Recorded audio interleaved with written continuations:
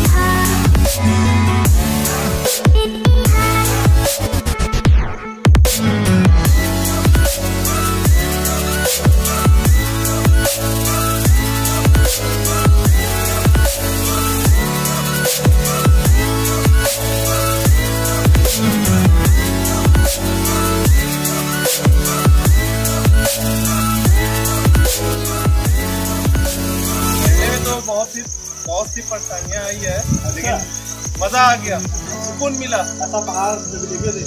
नहीं बिल्कुल नहीं। तो बस्तर से प्यार है कि